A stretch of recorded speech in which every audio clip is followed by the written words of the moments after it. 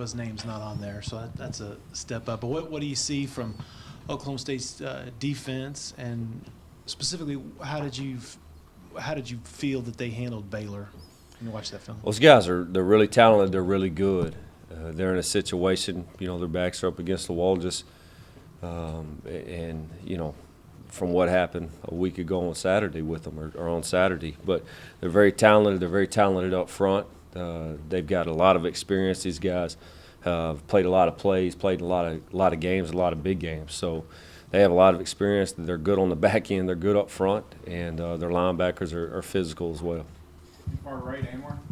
Coach, I know you guys spent a lot of the bye week doing some evaluation. When you looked at your offense, we see some of the point productions, but what are some of the things that you saw that you felt like needed to be improved on? Just fine-tuning and again, just being better with our offense, about execution, about what they're asked to do, where they're asked to be, how they're asked to do those things, from up front to the quarterbacks to the running backs to the receivers. So just trying to be better as a whole, and like I've said all along, it's about progression with us continually from week to week. But we're just, through that open week, you're looking for growth, progression. You're just looking for guys to really be focused on some things, that maybe we've seen or addressed with them to get better. The middle, Chip.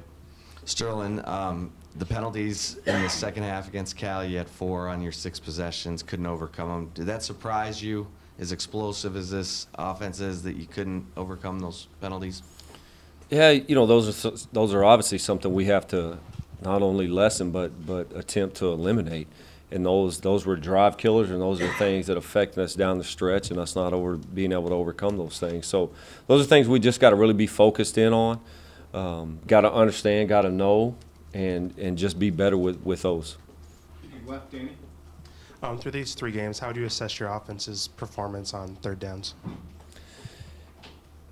We can be better. I think we've kind of been up and down with that, but just trying to be better and execute at a high level, make sure we got schematically what we want to do on third down, and try to not being third and long. That's the key. When you're sitting around third and long, those plays are few on the script. Right, Chip. How do you gauge, obviously this offense wants to run the ball. You're, second in the Big 12, 238 yards a game. How do you gauge, success in the running game? What are the goals, I guess, to measure if you're hitting it? You happy with your running game right now? It's definitely a starting point for us, and we just got to continue to get better with that as well. And game in and game out, week in, week out. Again, our sole focus every week is to win, whatever that takes to win. And if it's being productive in the run game, then it's being productive in the run game. If we feel like we need to throw the football to win, then that's what we've got to do. So, but I think we've had a start. Both of those backs have done a good job. Kyle's been able to get in there some and get some reps as well. So just continue to be better at understanding our scheme and knowing where those guys need to hit holes and how to do it and play within what we're asking them to do. Far right, Anwar. So what do you think was maybe the biggest problem maybe in the third quarter against Cal, and what areas do you need to work on in that one also? That just goes back to penalties. We had those penalties that came at crucial times on crucial drives, and we weren't able to overcome those things. So just continue to stay focused.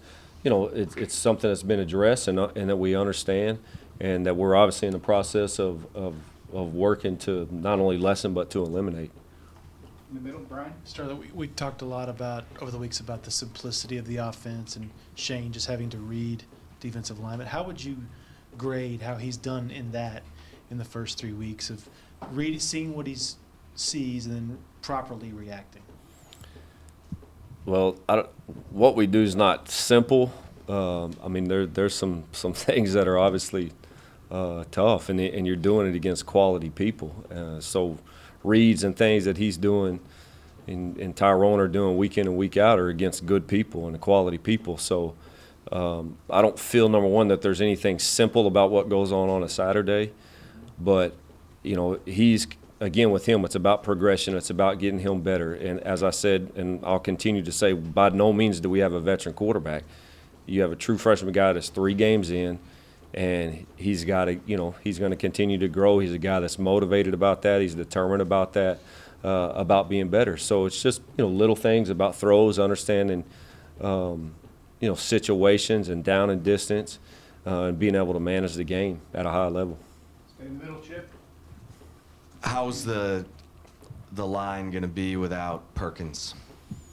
The fortunate thing is we've got banged up early on, so we had an opportunity to for some guys to get some reps and some game reps. And like anything or any time, game experience is so valuable. And we've had some guys with Jake and Alex that have gotten that. So, we have a next man up mentality, and those guys within what we do have gotten a lot of reps from camp and early on in the season. That we'll be able to step in there, and those guys will go do a great job for us.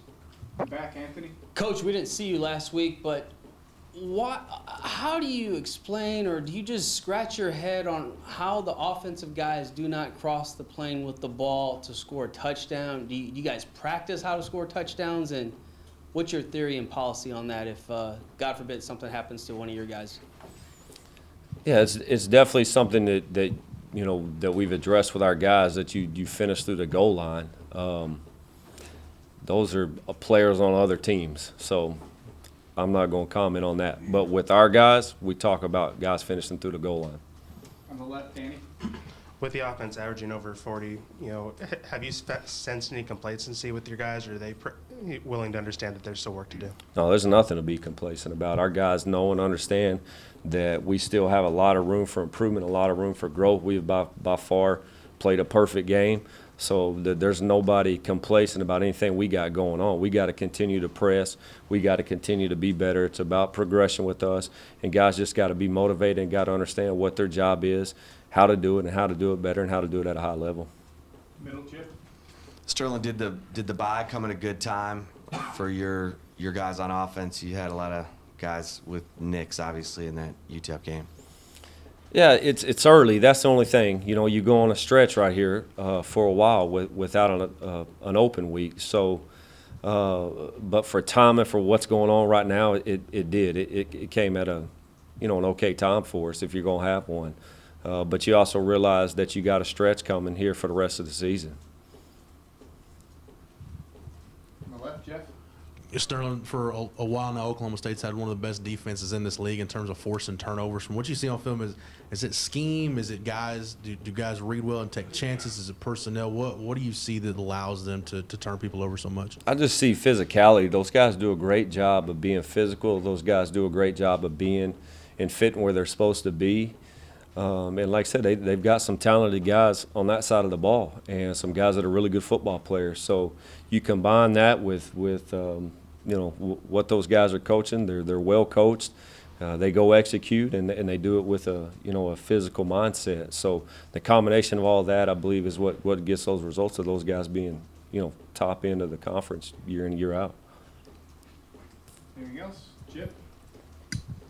Do the guys have a nickname for you other than Bro? Well, no one's called me bro, so if there's a nickname out there, I'm unaware of it. As far as I know, they all call me Coach Gilbert. So, All good? Thank you, thanks, Coach guys.